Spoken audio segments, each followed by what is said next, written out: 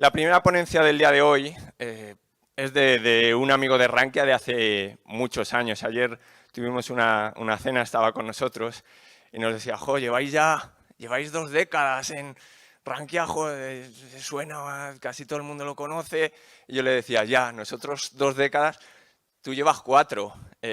La primera charla de hoy nos acompaña Pablo Gil. Pablo es analista de IG, como os digo, lleva en los mercados pues toda una vida, 4 décadas. Es súper querido, tanto en España, yo lo he visto también en Latinoamérica, la gente le encanta, un gran divulgador. Ayer recibió, pues no sé si es por tercera ocasión, el premio Rankia al mejor analista, un premio votado por todos los usuarios de Rankia, por todos aquellos que habéis querido acompañarle en esas votaciones. Y para nosotros es un gusto que esté hoy aquí con nosotros. Os hablará de lo que mejor sabe, esa parte de análisis. Su charla se titula Oportunidades y riesgos del nuevo modelo económico. Y sin más, os dejo con él, que seguro que tiene muchas cosas interesantes que contarnos. Pablo, bienvenido, un fuerte aplauso. Muchas gracias. ¿Qué tal, Miguel? Muchas gracias.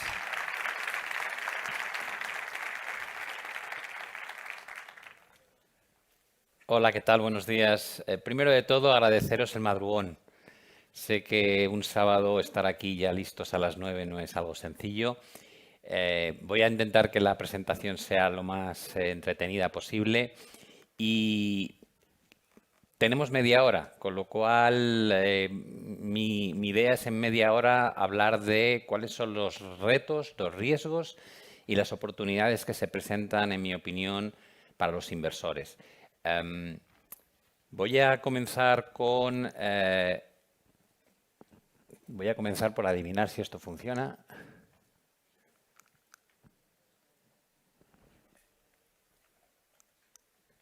El pasador de diapos no parece que vaya. Yo me las sé, pero me gustaría que las viesen ellos.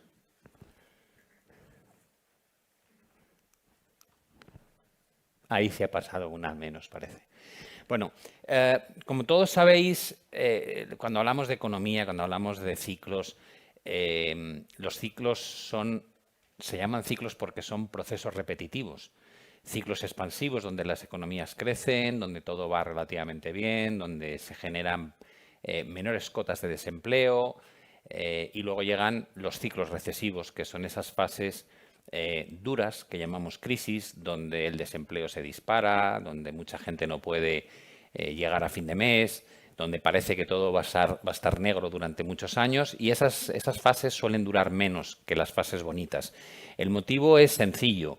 Cada vez que hay una situación de crisis, lo que ocurre es que se implementan una serie de herramientas por parte de bancos centrales y gobiernos para compensar esa crisis en términos de política monetaria y fiscal. Cuando hablamos de política monetaria nos referimos a bajar tipos de interés, por ejemplo, o a comprar deuda. Ahí veis los dos gráficos, tanto el de la derecha, que es las columnas grises muestran las fases de recesión, cuando la economía no crece, sino que decrece. Y por el lado de la derecha lo que veis es lo que hacen los bancos centrales con el dinero que crean a la hora de comprar deuda de gobiernos, de empresas, hipotecaria. Como veis, hay una relación entre si el ciclo es expansivo o el ciclo es recesivo en cuanto a las líneas de color azul y de color naranja. Cuando las líneas están subiendo es porque el ciclo es expansivo y se devuelven los tipos de interés a su entorno natural. Cuando aparece la columna gris, entramos todos en pánico, los bancos centrales bajan los tipos cerca del cero. Hemos descubierto que se pueden tener tipos en menos 0,50, por tanto el cero es simplemente un límite mental, pero no para bancos centrales como Suiza, Japón o Europa. Y jugamos a este juego de tensionar o relajar la política monetaria. Y en paralelo, cuando nos llevamos los tipos de interés al 0%, como nos quedamos sin herramientas, pues optamos por crear dinero de la nada y con ese dinero comprar deuda que lo único que hace es abaratar el coste de financiación en el medio y largo plazo. Este es el juego. Y como esas medidas se toman de forma muy drástica, hacemos que los ciclos recesivos sean más cortos. ¿Cuáles son los retos, en mi opinión, a los que nos vamos a enfrentar? Tenía ganas yo de ver esta foto en pantalla grande. ¿Cuáles son los retos a que nos vamos a enfrentar en adelante? Yo creo que el reto más complicado es que nos hemos acostumbrado a un modelo económico donde la deuda está siempre presente. Ese gráfico es del Fondo Monetario Internacional. Como veis, muestra la deuda en dos métricas. Las columnas es los trillones de dólares de deuda que hay en el mundo, o los billones si lo midiésemos en métrica europea, y la línea de color rojo es cuánto representa respecto al tamaño de la economía mundial. Debemos 3,5 veces más de lo que vale nuestra economía. Ya nos vale, las cosas como son. Y como veis, no ha dejado de crecer esa deuda con independencia de si estamos en ciclos expansivos o en ciclos recesivos, lo cual nos lleva a la situación de ¿y quiénes están endeudando? Te digo, bueno, pues precisamente las economías más tradicionales, las más desarrolladas, los que llamamos el G7, esas 7 economías que lideran el mundo, ya no, ahora hablaremos también de eso, pero las que lideraban el mundo, como veis, pues tienen unos niveles de deuda que, quitando a Alemania, superan en todos los casos el 100%. Por tanto, la primera pregunta o reto es, ¿somos capaces de crecer sin endeudarnos? La segunda gran pregunta es, ¿y cómo nos afecta el hecho de que las inflaciones que hemos vivido por todos los países del mundo, excepto por parte de China, cómo vamos a combatir esto con un nivel de endeudamiento tan grande? Porque hemos tenido que subir tanto las tasas de interés que tarde o temprano vamos a empezar a notar en los bolsillos de los gobiernos, en los bolsillos de las empresas y en los bolsillos de los ciudadanos el coste que tiene estar tan endeudado. Ya lo estamos notando a nivel de las hipotecas, ¿vale? Cuando la gente pregunta, ¿y toda esa deuda quién la tiene? Todos, la tenemos todos. En color amarillo tenéis la evolución de la deuda que tienen los gobiernos en sus manos, lo que llamamos la deuda pública. ¿Qué es deuda? Deuda es la agregación de los déficits. ¿Qué es un déficit? La diferencia entre lo que ingresas y lo que gastas. Si gastas más de lo que ingresas, tienes un déficit. Y cuando agrego déficits anuales, tengo la deuda. Y si la pongo en relación a la economía, tengo la deuda sobre el PIB. Bueno, pues como veis, el nivel de deuda pública en color amarillo ha crecido sistemáticamente y los puntos verdes, rojos y amarillos muestran cómo hemos afrontado cada una de las 3 grandes crisis de las últimas 2 décadas. El primer punto es la crisis.com. El segundo punto es la crisis financiera del 2008. Y el tercer punto, aunque no está centrado, sería la crisis del COVID. En todos los casos lo que descubrimos es que entre medias, que tuvimos periodos muy buenos de crecimiento, no redujimos la deuda, sino que incrementó. Si nos vamos a la deuda corporativa, que es la que está marcada en color azul clarito, vemos una realidad igual. Después de cada crisis marcamos un nuevo suelo y no volvemos a él. Y lo mismo pasa con la deuda particular, la de los ciudadanos. Por tanto, estamos metidos en una vorágine de endeudamiento continuo y mucha gente dice, bueno, pero no pasa nada. Japón tiene mucha más deuda que nosotros, más de 260% de deuda sobre el PIB y no está tan mal. Digo, bueno, la economía japonesa hace 30 y tantos años que no crece. Si miráis el gráfico de la izquierda, el color azul, lo que tenéis es el PIB, no en términos interanuales, sino agregado, cuánto PIB genera la economía japonesa. Y ya veis que estamos a los niveles de 1992. Es un desastre que una economía que en el año 88 se le vaticinaba que iba a superar a la economía de Estados Unidos se haya pasado 30 y tantos años sin crecer. Y a la derecha tenemos un caso más reciente, es Italia. Ya sabéis que tienen una deuda del entorno de 145% sobre el PIB. Y dices, bueno, pero Italia no le pasa como a Japón. Digo, sí, estamos hablando de que desde el año 2006, 2007 no crece. ¿Realmente es esto a lo que queremos ir? O sea, nuestro modelo económico cuando escucho a los gobernantes, y no me voy a meter en política, y menos en este escenario, pero gobernantes en España, en Italia, en Reino Unido, en Estados Unidos, cuando hablan con tanta alegría del tema de la deuda, no son conscientes del coste que conlleva ser tan poco responsable a la hora de emitir deuda. Hay muchos políticos que les encanta lo de vamos a regalar. Digo, no, perdona, no regalas nada porque el dinero no lo tienes. Ese dinero que estás regalando hay que sacarlo de algún lado. No es deuda. Digo, no, la deuda tarde o temprano hay que pagarla. Y eso se paga, y lo vamos a descubrir los españoles en 2024, cuando te empiezan a quitar todas las ayudas que has tenido del IVA reducido, de la subvención de determinadas cosas como el transporte público, además de subirte algunas piezas de impuestos. Vamos a descubrir que todo el dinero que hemos utilizado para que la crisis no fuese tan dura, ahora te lo van a exigir. Porque la deuda es un compromiso de pago al cual no puedes evitarlo. ¿Cuáles son los riesgos? Bueno, los riesgos creo que son muy evidentes. Alguno podría decir riesgos geopolíticos. Digo, bueno, sí, por supuesto, riesgos geopolíticos. Alguien diría, medio ambiente, estamos cambiando el modelo económico, tenemos que ser más respetuosos con la tierra en la que vivimos. Digo, sí, es verdad. Cambio de posicionamiento internacional. Digo, sí, está cambiando. Ahora ya el G7 no es el grupo de países que más crece, ahora son los BRICS. Dices, ya, ¿y eso qué implica? Digo, pues que ya no comen de tu mano. Que cuando vas a un congreso como el que se celebró en la India hace relativamente poco, descubres que lo que plantea Estados Unidos y de alguna manera defiende Europa no es lo que opina Brasil o China o la India o Sudáfrica. Ya no manejas el mundo como lo manejabas antes. Con lo cual estás pasando de la globalización a otra cosa. Estás pasando a un entorno que yo llamo proteccionismo multilateral. Empieza a haber distintas formas de hacer negocio. Los BRICS quieren empezar a utilizar no el dólar en sus transacciones, por ejemplo, de compra de energía, sino el yuan. Cuando Estados Unidos decide imponer sanciones, Europa va corriendo a decir sí, vamos a poner sanciones a Rusia, pero China no lo hace, ni la India. India está comprando más energía a Rusia de la que la ha comprado en su vida, ni tampoco Sudáfrica, ni Brasil. Por tanto, aquí no hay un mundo que dirige la primera potencia económica del mundo, que marca una directriz y todos van detrás. Eso se ha acabado. Y el precio al que compran algunos países el petróleo ruso hoy es mucho más barato que otros.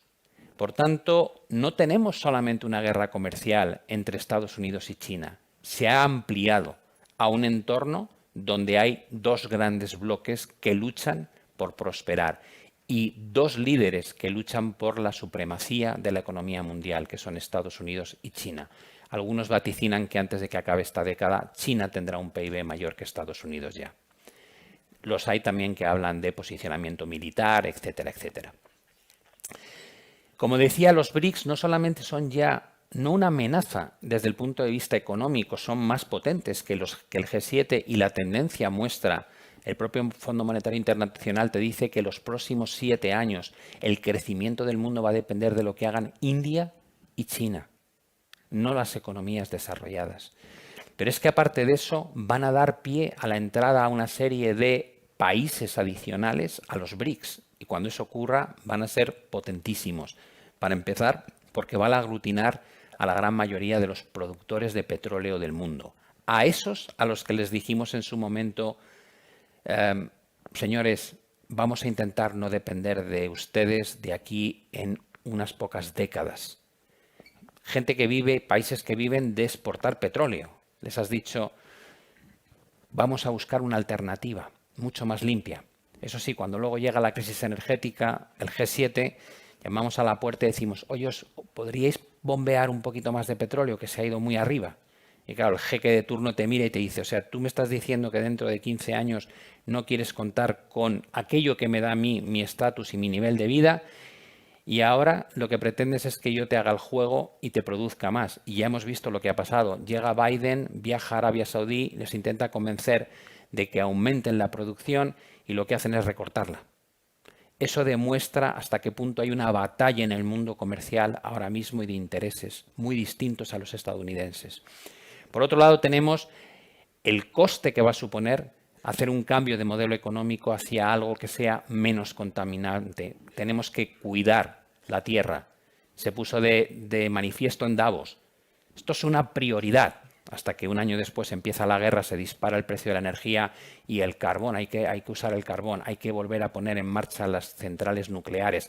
Alguna voz que a mí, sinceramente, me hace romperme la caja de la risa, oigo que dice, no, es que las nucleares son energías limpias. Digo, bueno, qué curioso.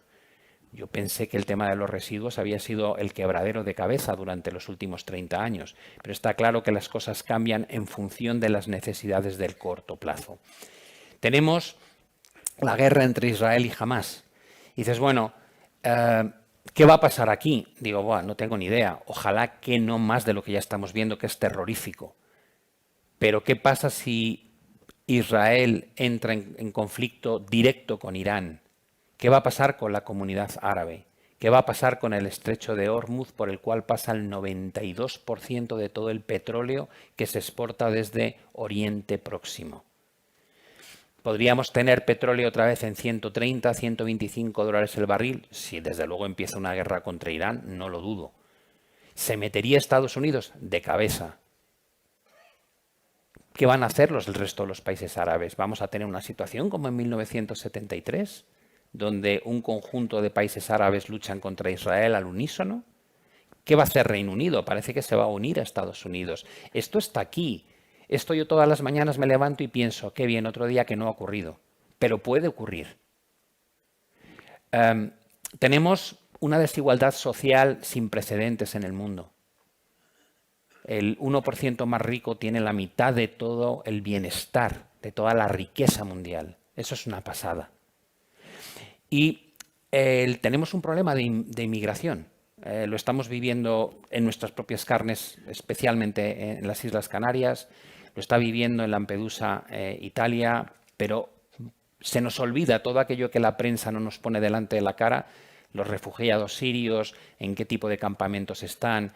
Es decir, el problema de la gente queriendo migrar a economías donde el bienestar es mayor, procedentes de África, va a ser un problema que va a estar con nosotros y que va a ir a más, no a menos.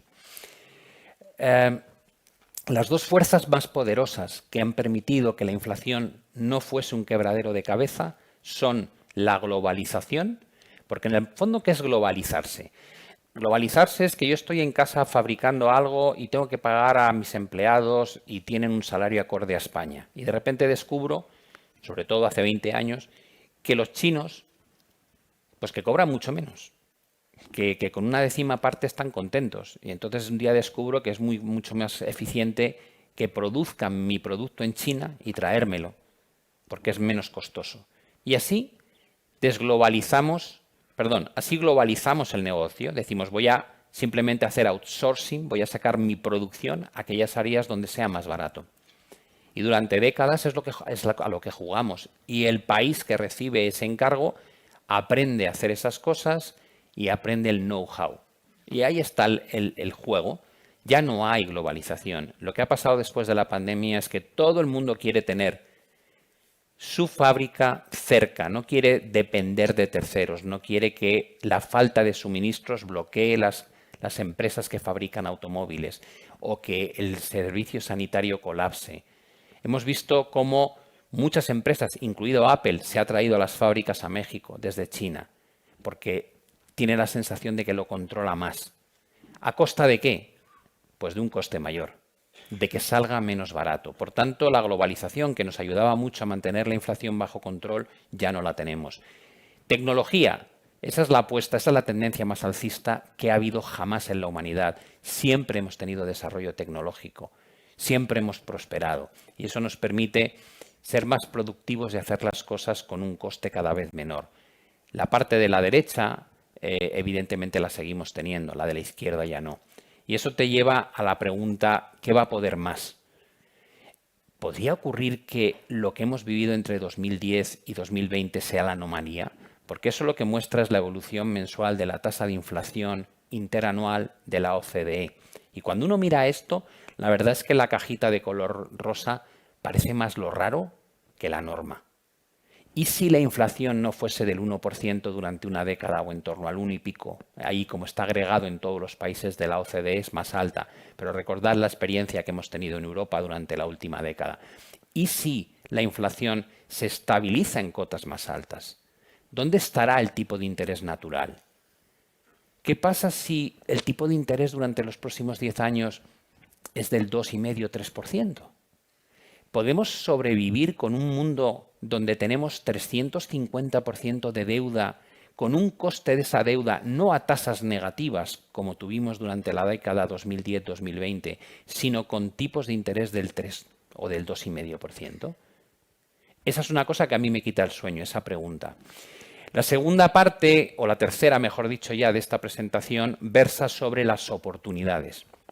Se abre un mundo maravilloso y terrorífico a la vez, porque estamos hablando de, yo creo que una de las revoluciones tecnológicas más importantes que hemos vivido y probablemente podemos ponerla en contexto con lo que ocurrió con la llegada de Internet en finales de los 90, ¿no?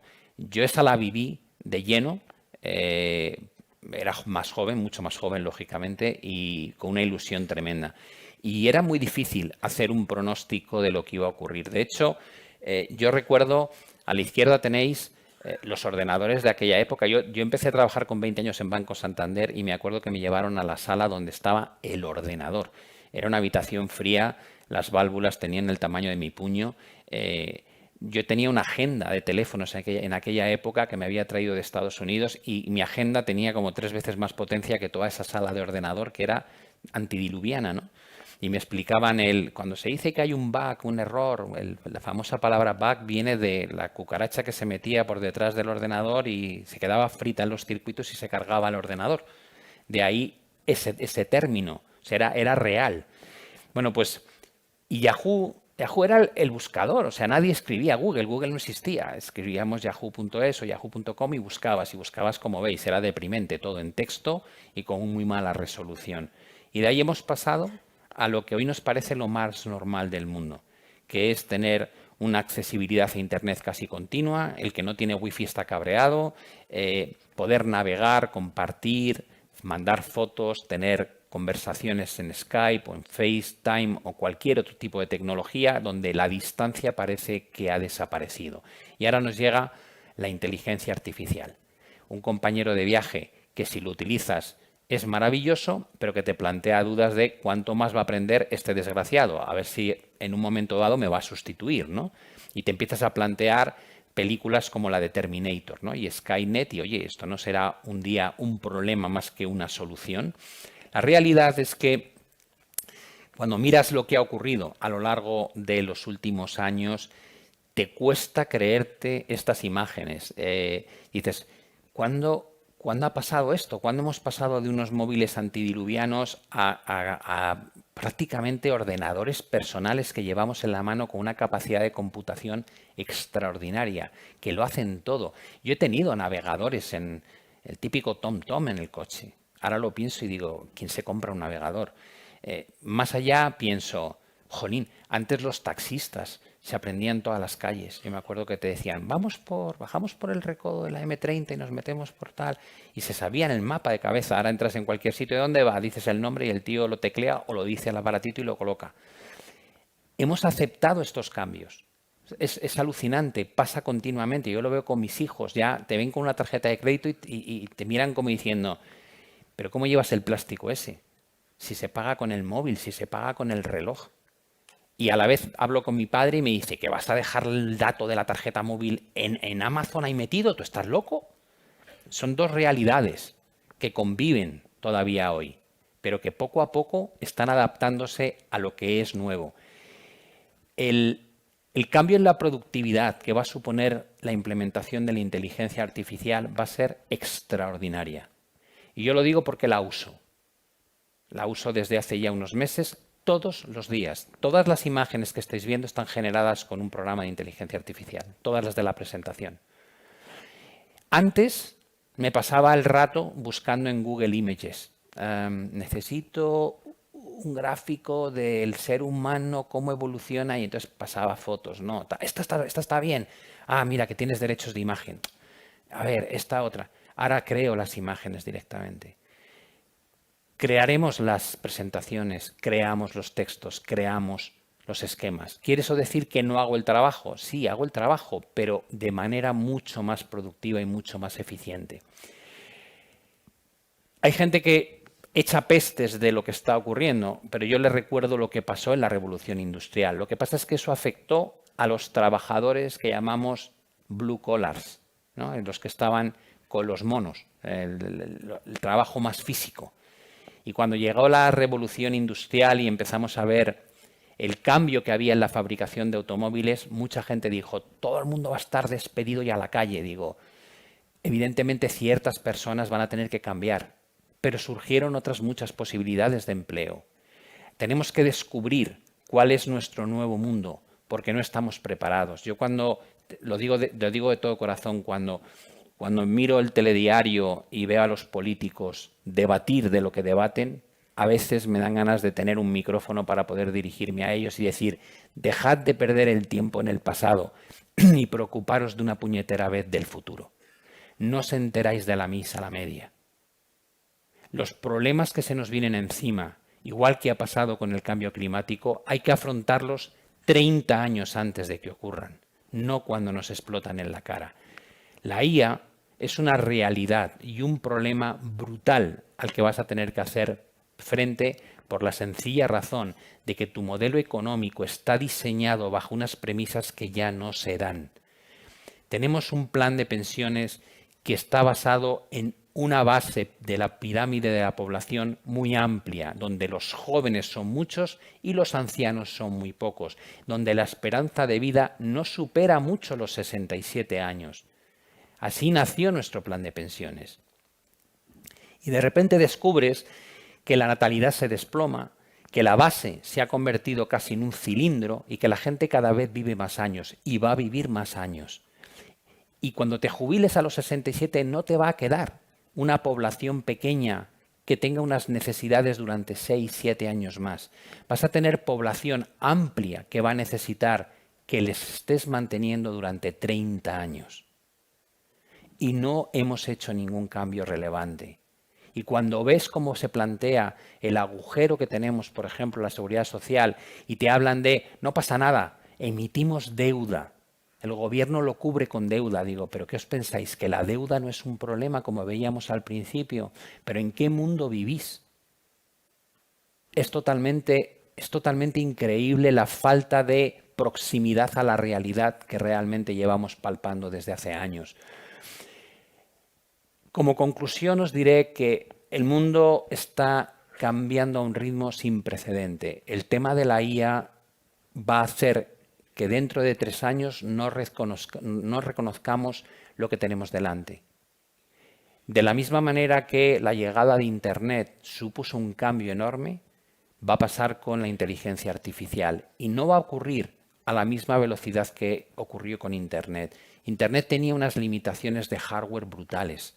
Cuando yo estaba con Web 1.0 no podías transferir cosas, porque no había ancho de banda suficiente y por eso no se desarrollaban determinadas tecnologías.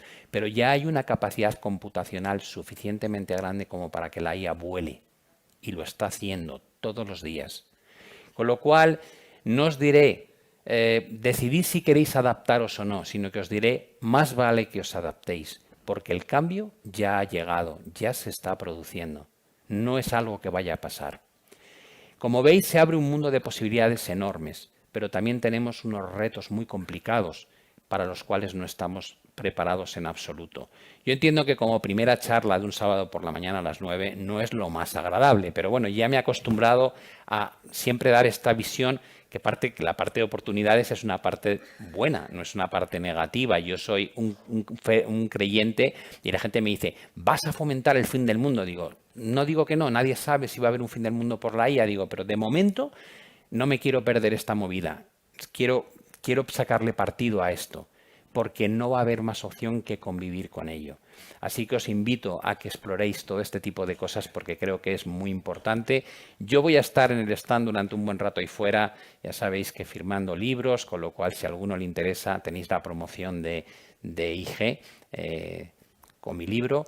Y si queréis seguirme en un servicio que es totalmente gratuito, recordad que yo tengo una newsletter que publico todos los jueves. Simplemente es apuntar el email y ahí podéis ver qué pienso de todo esto que os acabo de contar, pero de una manera actualizada. Como siempre, agradeceros a todos vuestra asistencia, a Rankia, haber montado este evento en esta sala tan espectacular y os deseo muy bonita jornada y que paséis muy bien con el resto de ponentes. Muchas gracias. Gracias.